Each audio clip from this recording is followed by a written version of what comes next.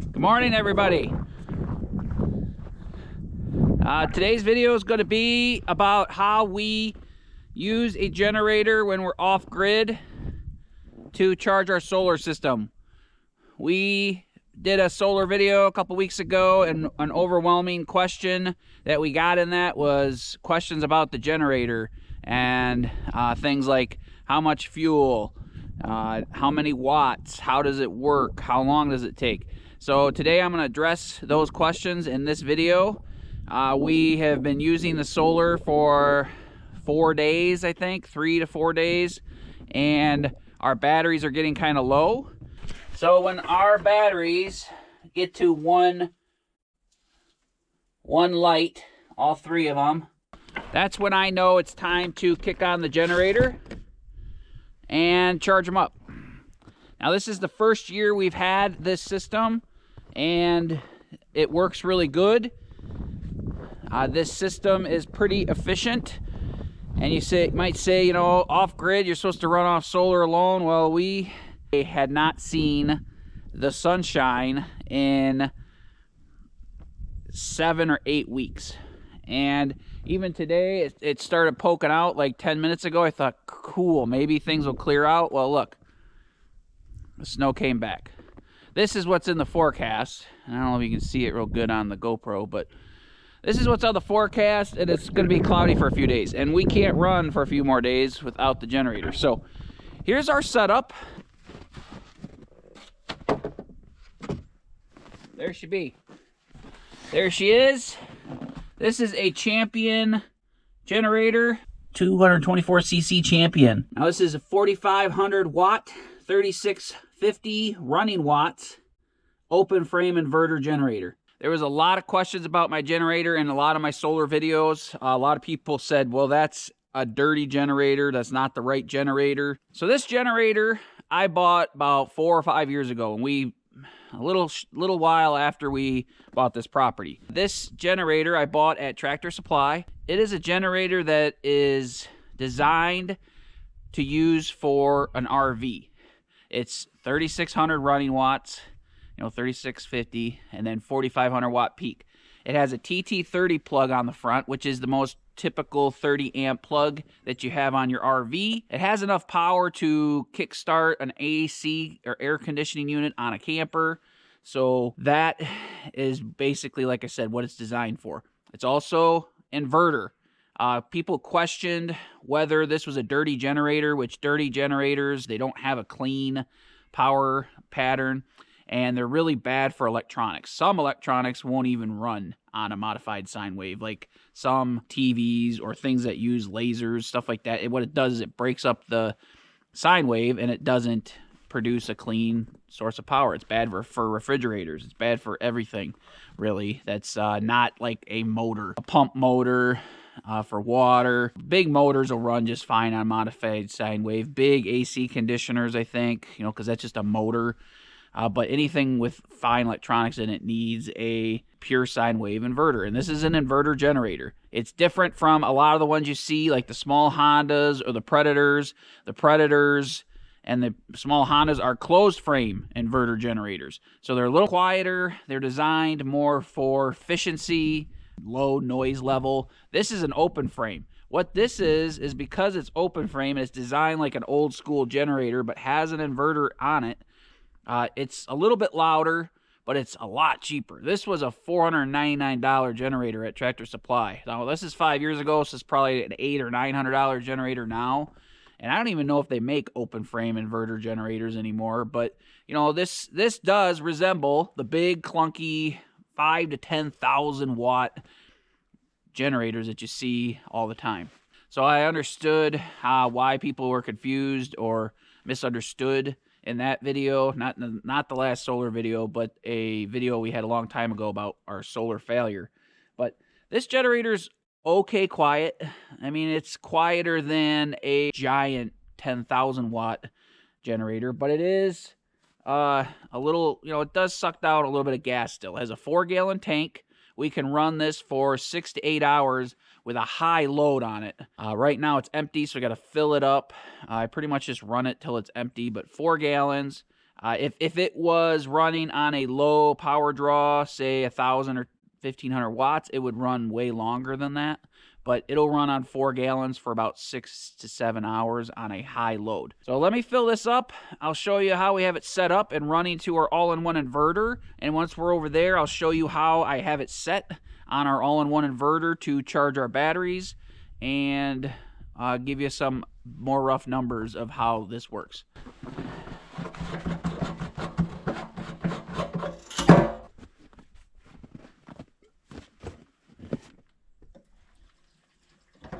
All right, guys, generator's fueled up. Let me show you how I have this run over to the all-in-one inverter for our solar. All right, guys, you can't see me, but I'm up here.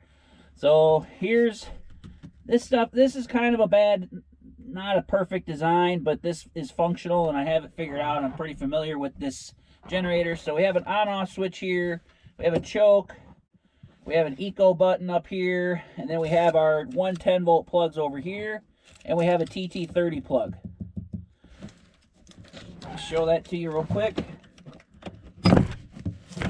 That is the plug that you see most often. This is the 30 amp style plug that you see on most RVs. Unless you have a big monster RV and you have a 50 amp. So you saw the front of the generator there. I just choke it. Pull handle right here. This generator, like I said, will max out at 3,500 wattage, 3,600 watts. That's why we can run a TT30 plug, because it's 30 amps, because it's 3,600 watts. This is just an RV extension, 30 amp TT30 extension cord wrapped around. I have a hole right here that goes into the solar shed. Let's go around to the front and I'll show you where that comes in and how that's hooked up to our all-in-one.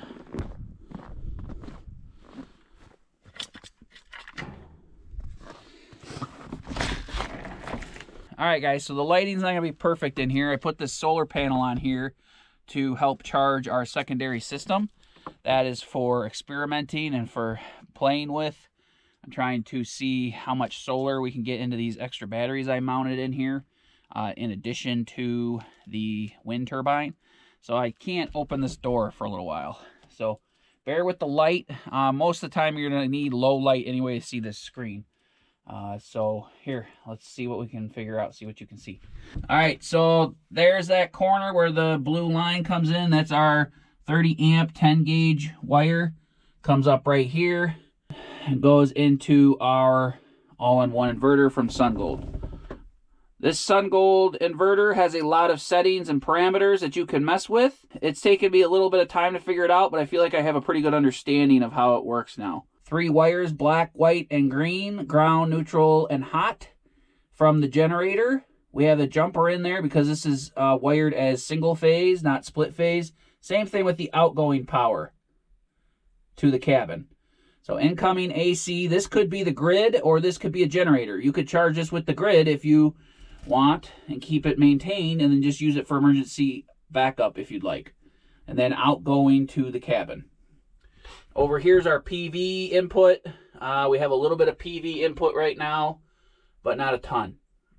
You can see the charging light and the AC inverter light are blinking because we're actually getting enough power to charge the batteries, which is cool. I didn't expect that.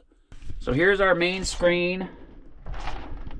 The top left corner is our 2 PV or solar panel strands. We have 2 6-panel arrays. They're producing really good for some reason right now. So that must be why we're getting a charge. Our batteries are at 51 volts, 51.2. That's because there's a charge coming in. We're pushing 120 volts to the cabin. We have 0 grid or generator input. So once we turn the generator on, we'll be able to see all the information on this setting. Right now, if we push up, what that does is change the measuring of this. Now we're pushing 1 amp and 7 amps. Let's go up one more. Look, so we're getting 0.2 kilowatts. We're getting 200 watts and 200 watts right here on the top left corner. Again, that's just enough to charge the batteries a little bit. So if we want to change the parameters here, the settings, we go up to number 28, and we're pushing 45 amps into the batteries. I don't understand why. If I have it set to 30 amps, we're only pushing like 2,000 watts from the generator into the batteries. When I set it to 50 amps on that setting, number 28 setting, we push like 3.1 kilowatts, so 3,000 watts. And it feeds the cabin as well. And because that's a 3,500 watt generator, if I use anything in the cabin or Jen does anything in the cabin out of the ordinary, like start the coffee pot, something in the morning, it'll oversurge the generator and trip it out. So what I do is set it down to 45 amps. If we have it set to 45 amps, it takes 26 to 2,800 watts into the batteries and charges them. I don't know where that number comes from. I tried to divide. Let me do the math on my calculator. Maybe it is that simple and I'm just doing the math in my head wrong. So 45 times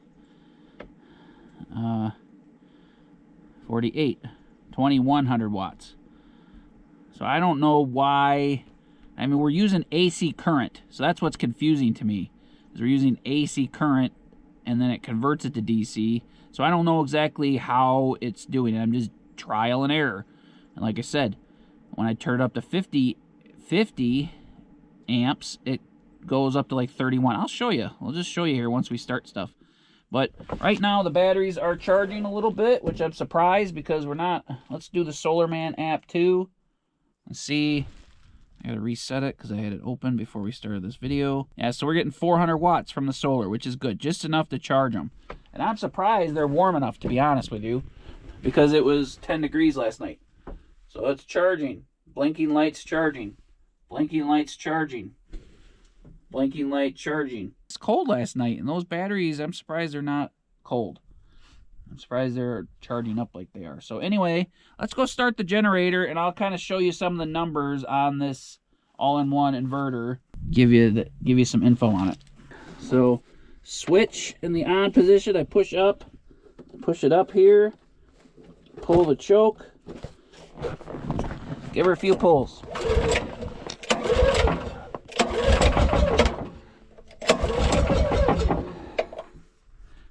Oh, gotta open the gas. I always close the gas valve too because I don't want it overflowing or spilling out. So there we go.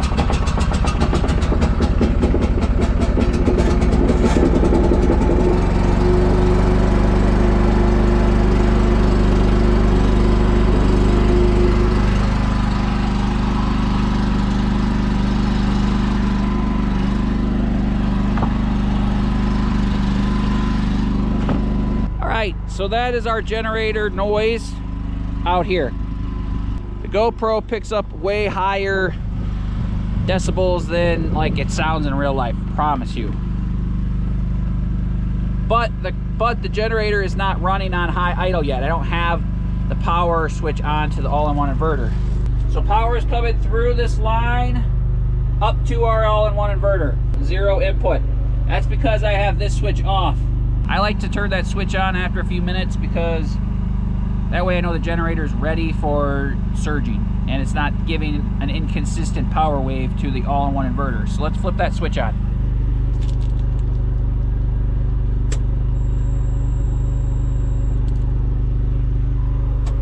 Now we have 120 volts, 120 volts. You can hear the generator revving up.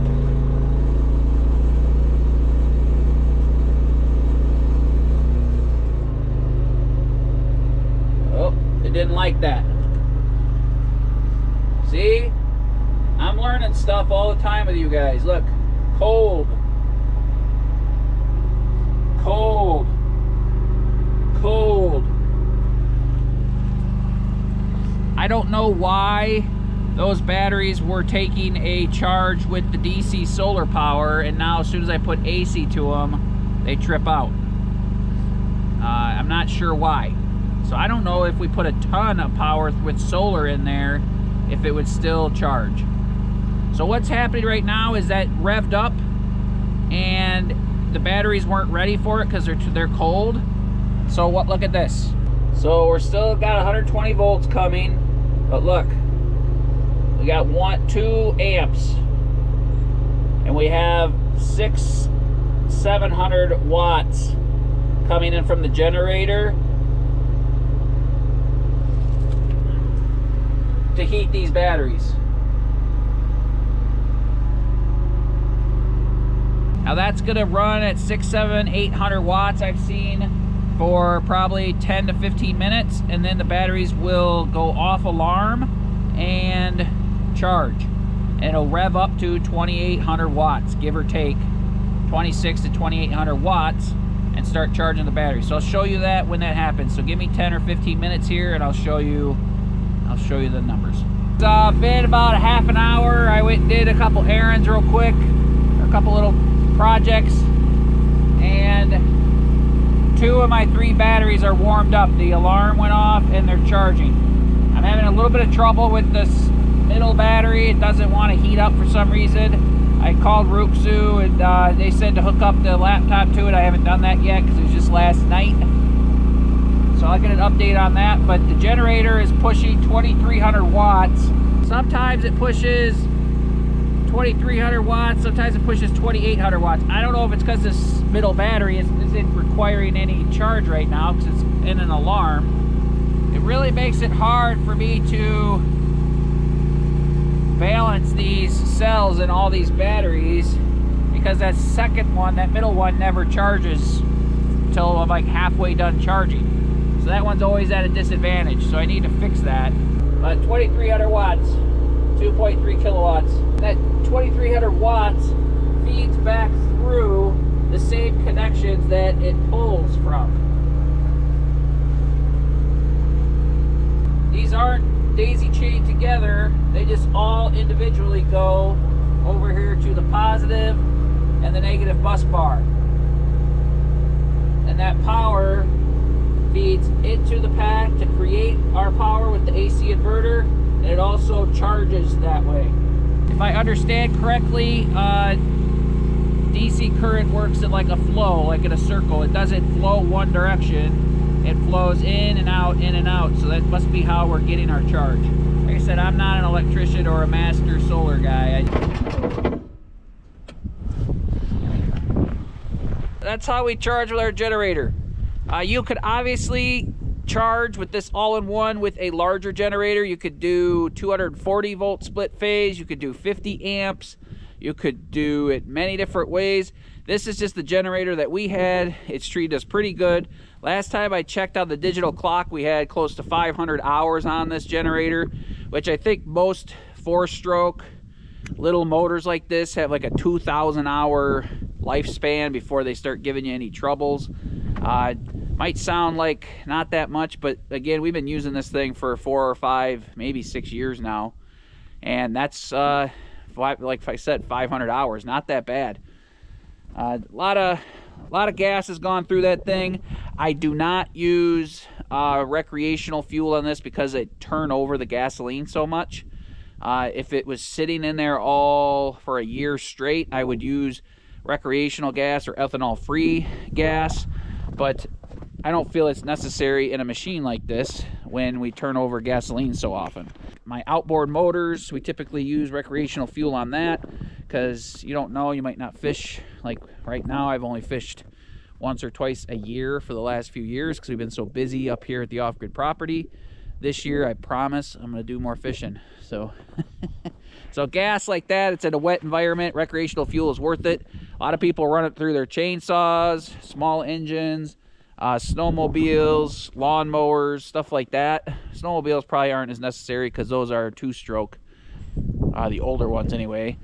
So, and I guess my outboards are 2-stroke too, but and you know, my stuff's 30 years old, it still runs. So knock on wood, I just kind of jinxed myself, but I have a 12-year-old chainsaw, knock on wood, a 12-year-old chainsaw. That thing still runs. I don't run ethanol free through that. So that's how we charge our solar with our generator. That 15,000 watt hours, those 3 batteries, when they're charged to full, it takes 4 to 6 hours depending upon how far I really want to top them off. You do the simple math, 15,000 watt hours divided by 2,500 watts, that's 6 hours to charge them up. So boost that up to 2,800 watts like we normally do. Like I said, 5-6 hours to get those really full. And they're not completely dead. So that's why I say 4 to 6 hours. If you had a larger generator and you wanted to pump a little in larger diameter wire, you want to put 8 gauge wire, 6 gauge wire, probably pump. I think the batteries and the inverter will push 100 amps. So you could go up to 100 amps for the batteries typically. I think this all-in-one inverter will actually push more like 120 to 180 amps, which is a lot. So you could charge up a lot faster if you were charging with the grid. But yeah, that's how we charge our solar with a generator. Do me a favor, ask me any questions you have about it. What you would do different maybe if you had a system like this, or I know a lot of you do have off-grid systems and you've been doing this even longer than I have, but I'm just sharing my knowledge with everybody because a lot of people asked in the comment sections, and I guess there's a lot of people asking, and it's kind of a thing on YouTube. People are curious about how off-grid works in the winter. We're producing a couple 100 watts with our solar panels. Probably do a little better if I could reach those top ones, but we don't have much sunshine to melt them off. So running the generator for 4 to 6 hours once or twice a week keeps us going. And in a previous video as well, the most recent solar video I did, I said that I burned 50 gallons of gasoline in 2 months. And that's because I had 10 gas cans. They were all empty. 5-gallon gas cans, 50 gallons. I forgot to put into consideration that I was feeding these snowmobiles with gas too. So really, I would say 30-ish gallons of gas went into the generator for charging the solar. So that makes it even more savings. That makes it go from $150 down to, $100 for gasoline for 2 months. 50 bucks a month for electricity is pretty cheap. So anyway, guys, thanks for hanging out with us. That's how our system works. That's how we can operate for 2 to 4 months out of the year when the sun isn't showing enough. If we get sunshine, a nice sunny day once or twice a week, that keeps us going. And spring, summer, fall, we typically don't run that generator at all to charge our system. Even the old system, like I would run maybe the little generator just to top things off once in a while. And that was more so to do solar generator videos and show you that, because I would suck a lot of juice out of our old solar to charge up solar generators and show them to you guys and do sponsor videos. So that put a little bit of a strain on our old system as well. This system, I'm excited to see how it works this summer. There is no reason we should touch a generator after April, I would think. March or April. So, but stay tuned, subscribe, hit the thumbs up button if you like this video, and if it helped you understand how we could charge with a generator, charge our solar, and how often we have to do it, how much it costs, and a little bit of the ins and outs of it. And maybe I'll inspire 1 or 2 of you to give solar a try and try the off-grid lifestyle. All right? Best wishes, guys. We'll see you in the next video.